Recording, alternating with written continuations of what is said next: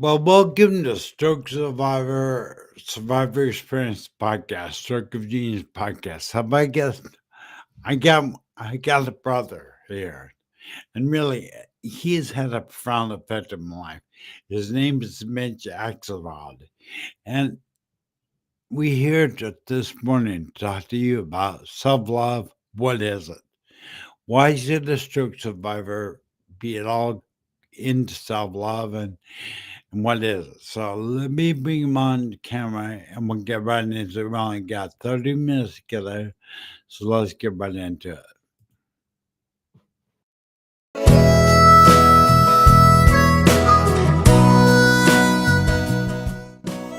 Welcome to Stroke of Genius Podcast Survivor Experience. I'm your host, Unravel. 13 years ago, I suffered a brain aneurysm and a stroke.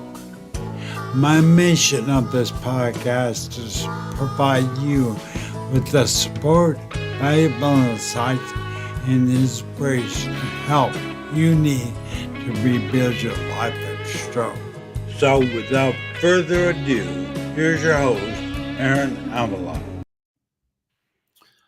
Well, good morning, Mitch Axelrod. Great to have you, bro. It's great to be with you as always. I look forward to this conversation.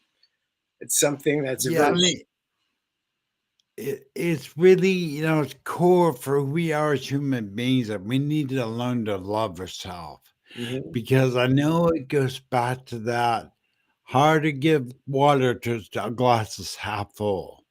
So we want to leave this show knowing how to fill a glass up with self love so we can love other people. So, Mitch, please take a minute and introduce yourself.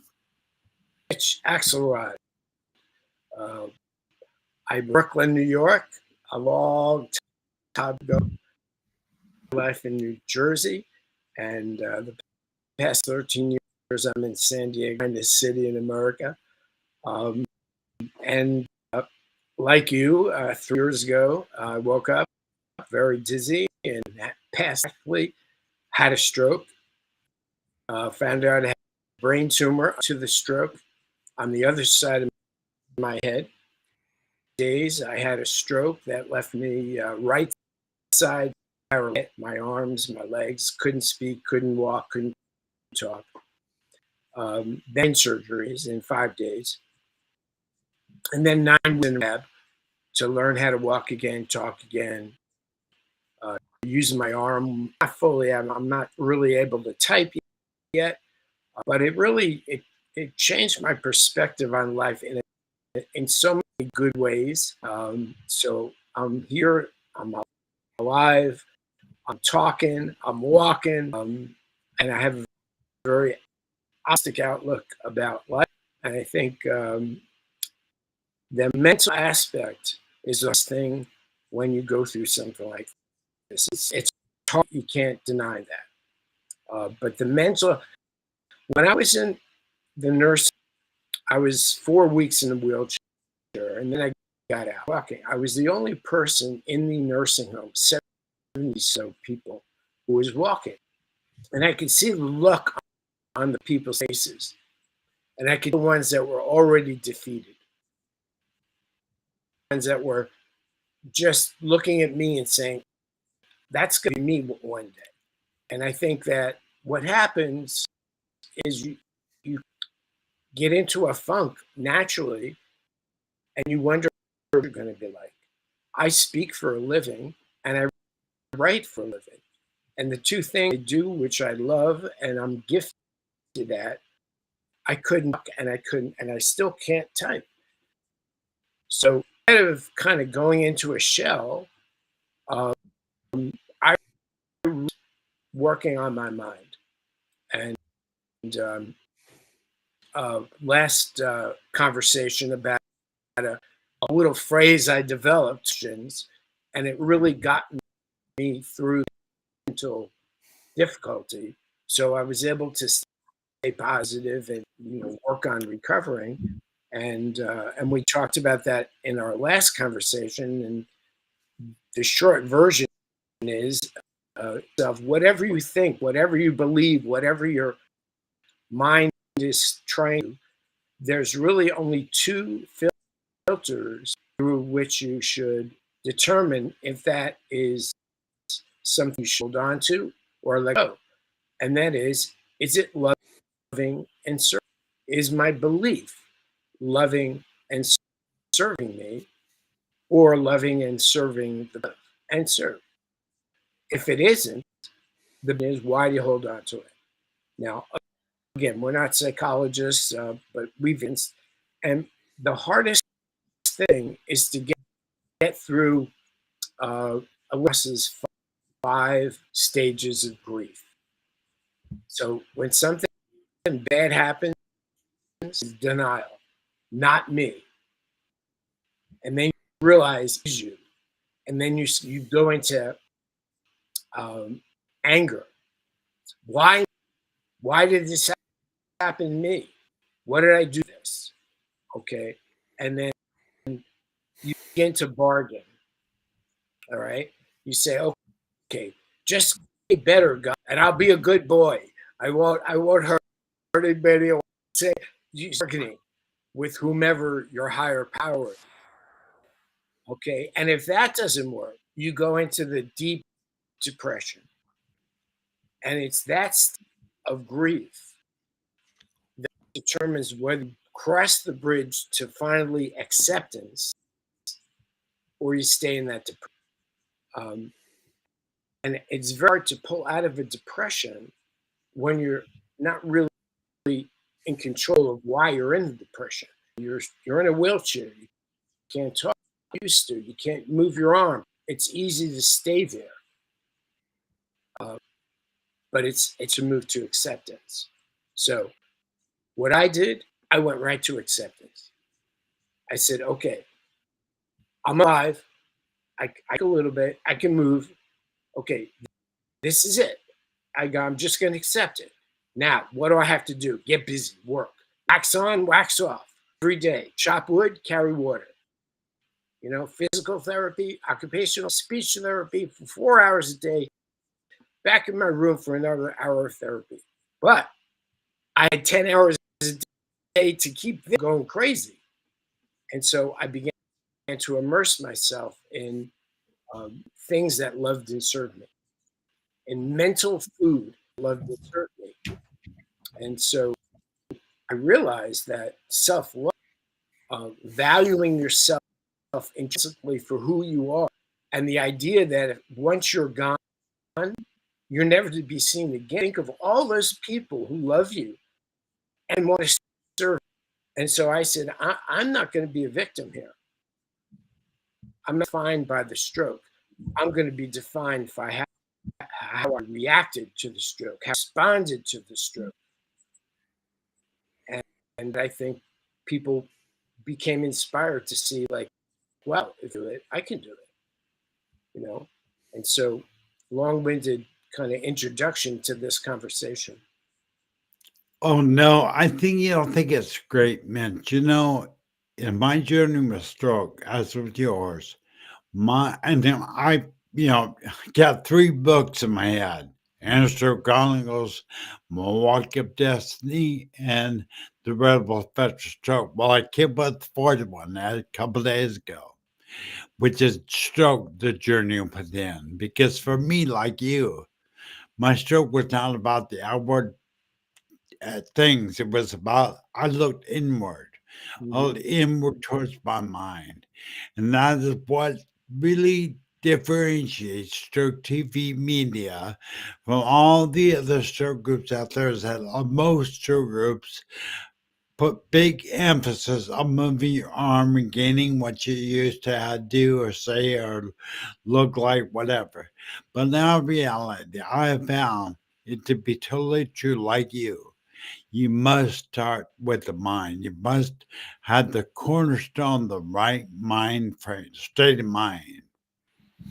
And what, if you can, Mitch, tell me, because to see that self-love is a very common phrase. I do know that we all know what it is. So what is self-love? That's a really good question. So I'm going to do a little journey here. about years I wrote a piece. I've written 500 articles and blog posts, training programs and whatnot. And the theme of the art was to love your three selves. You say, well, don't I have just self? No, three selves. You're a three-dimensional being. Mind, body, spirit. Okay. The spirit part is your soul. That's your intrinsic value. Your intrinsic value, who you are, is an irreplaceable. There's only one you ever to be, never to be again. Body part is, so that's your self-worth. Esteem yourself and value yourself just for being human. Unfortunately, 70 to 80% of us, and we have this tool that actually can show this, undervalue or disvalue our intrinsic self. And here's why. We're comparing it to what our self-image is, with body, so to speak, in the mind, body, spirit. All right. And so the second self is self-image. And that's not the same thing as self-worth. Self-esteem is how you value yourself just for being you. Stage is how you project the image of you to the world. And that, for many people, is totally different than they are. So who you are is self-esteem. What you do is self-image, self-concept. But the third self is the one that's crushing most of us. And that's the self-concept. The self-concept is your thinking about who you should be when you're better, when you're perfect. And if you compare who you are, who you think you ought to be, should be, got to become, you always come up short. So what happens is a lot of attention on your self-concept, who you think you should become, expectations, your diminish self. And then if you don't live up to that, you diminish your own intrinsic value. So I use three people get in touch with this as simple as it is. I call it soul and goal. Your soul is who you are. Who you are is infinitely valuable, placeable. And if you just talk to the people who love you and want to serve you, you will find out how valuable you are. That's the intrinsic value. That doesn't have anything to do with your extrinsic value or your role, how much money you make, how you enjoy your work, how much value you get out of what you do. And that is still different, which is, who do you think you should be? What do you think you have to achieve? And so the hierarchy is soul, role, goal. Unfortunately, we've got it values inversion. We put the concept of who we ought to be, where we should go, our goal, we start there. And then the role becomes to get the goal. Whether our soul is aligned with the goal, whether our soul is really suited to do the role, we get driven by the goal. And that creates a complete value inversion. So what happens is, rather than appreciating ourselves for who we are, we compare ourselves to what we think we should be. And that we don't always come up short. Or in the extrinsic world, what we do, we compare ourselves to others. Oh, this guy's got this much money and this gal's got this much. So we become dissatisfied with the role. I call it role frustration. We become dissatisfied with the goal frustration. And guess who we take it out on? Our soul. Yeah. So if you could, here's the formula that changed my life. I had, uh, I was on the road 80 to 100 days a year, 30 years ago. My wife and I divorced, and I worked from home all my life.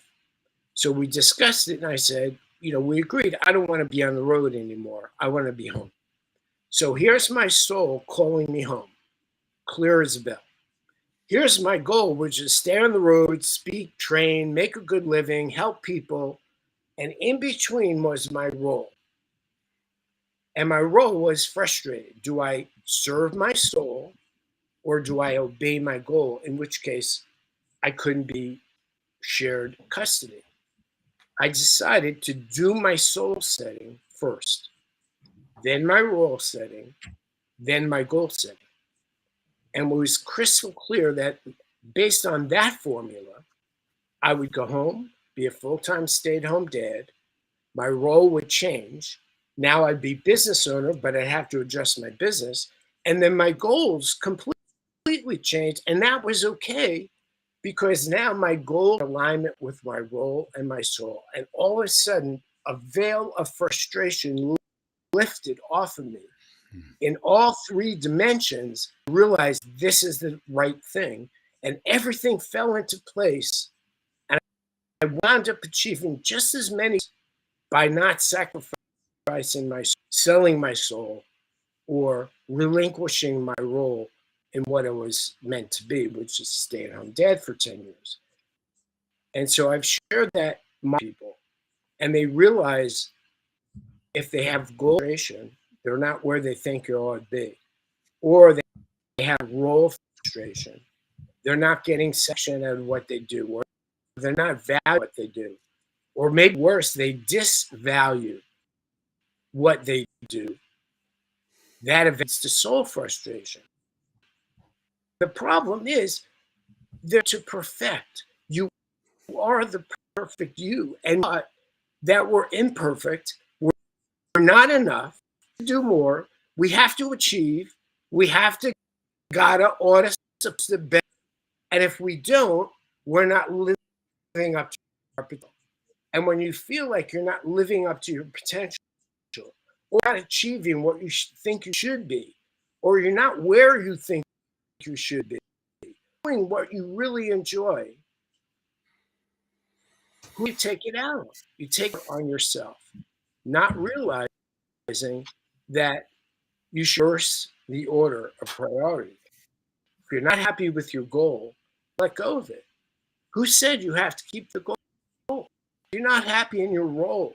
You want to spend 40, 50 years doing things you're not happy about because you think you have to? Whole shift in the context of your life when you align, and I'm not saying perfect alignment. Sometimes you're more heavily goal, sometimes rule, sometimes, but to be conscious rather than unconscious, and to live by design rather than by default.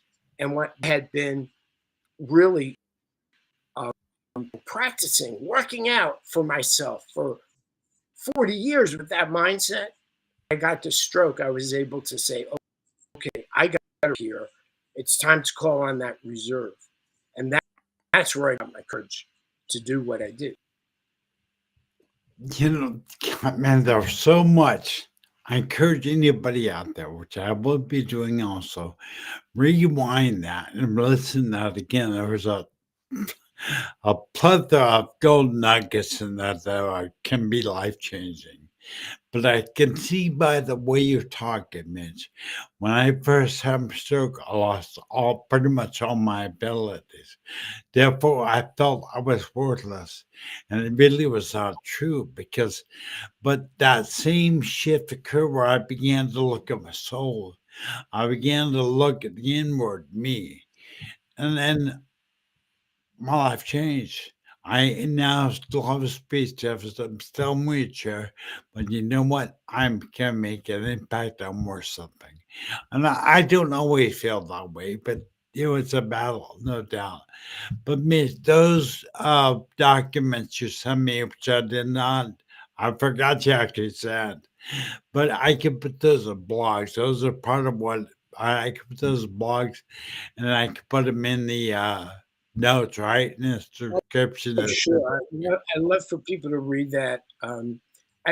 If I may, I just want to give people two more things have come to my mind. Um, Please. the vast majority of us, and we know this by the testing we do, I would say 70% of us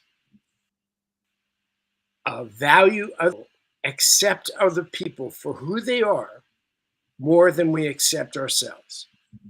That's called empathy. It's called compassion. And the vast majority of us, compassion for other people. We have empathy for other people.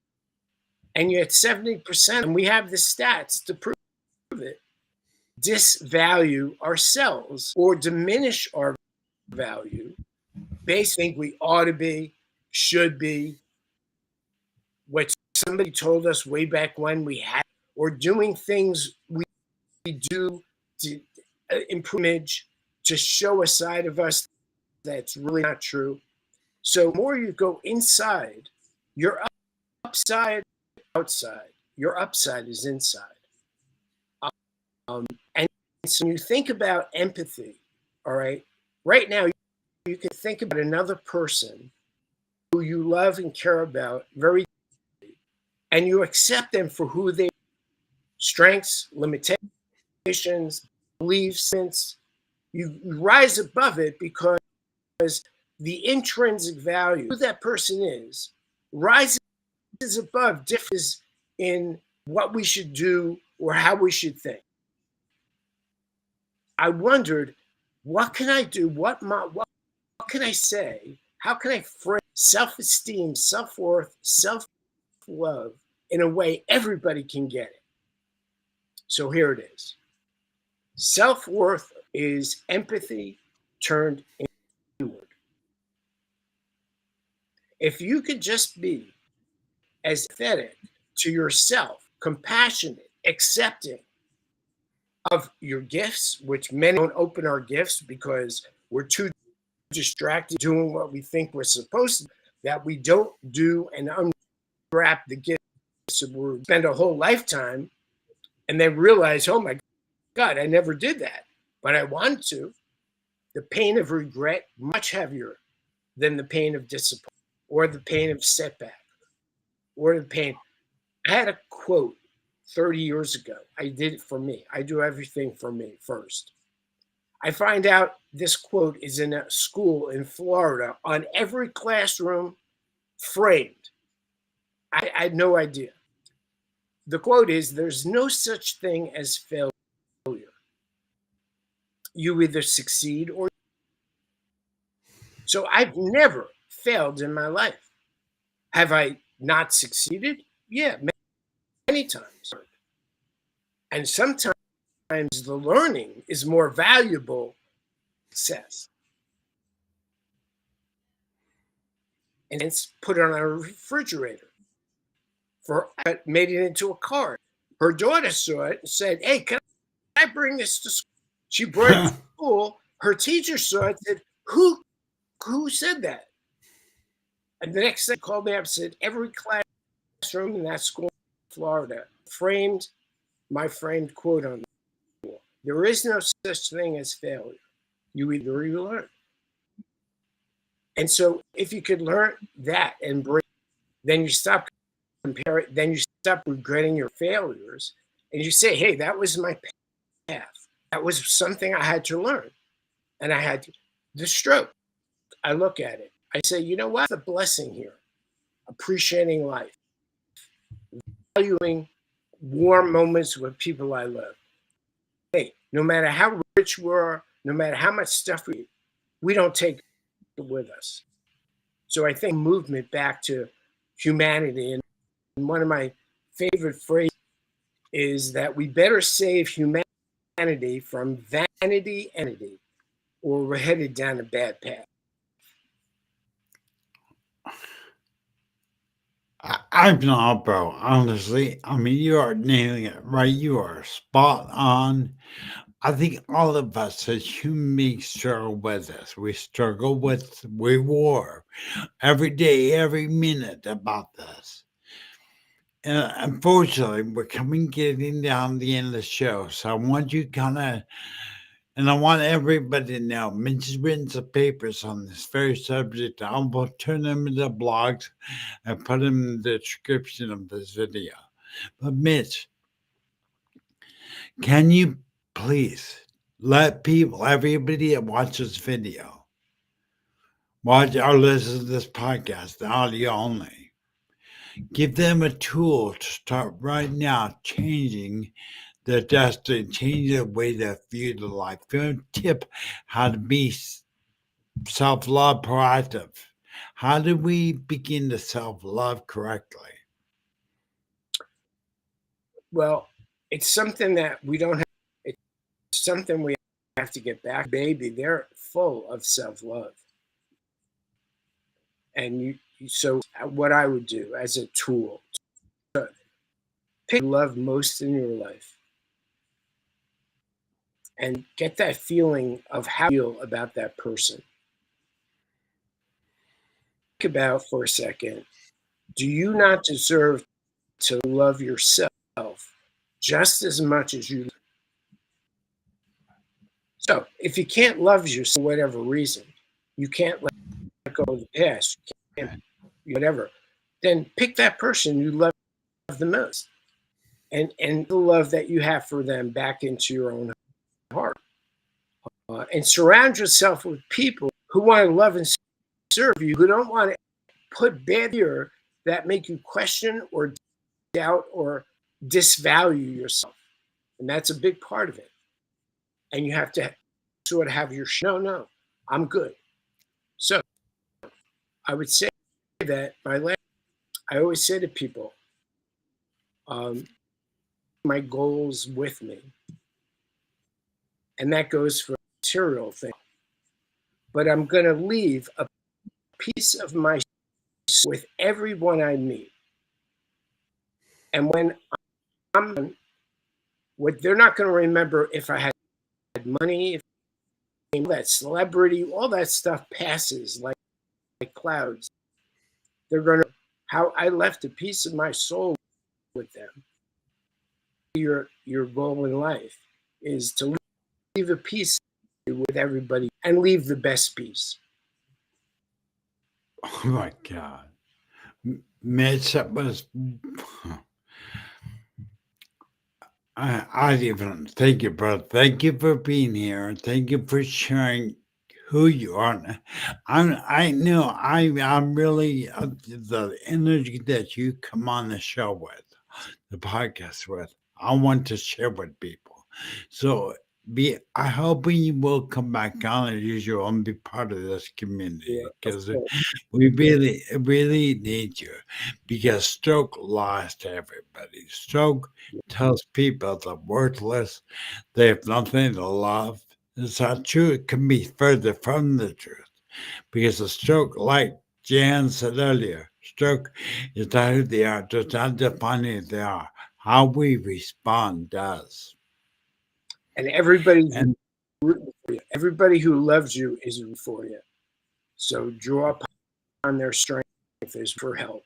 Don't be shy. Don't be, a goal here said, don't be so humble. You're not that good. Always right, think about okay. that quote. So don't be humble for help. You deserve it. And the love will pour out. All right, well, Mitch, thank you very much for joining the show. Appreciate it. Thank you for being here, and I hope you'll be on here soon again. So, again, if you enjoyed the show, please share it. Please like it. Subscribe to Stroke TV Media YouTube channel. And Mitch, thank you. Aaron, for what you do. You're a very courageous soul. All right, bro.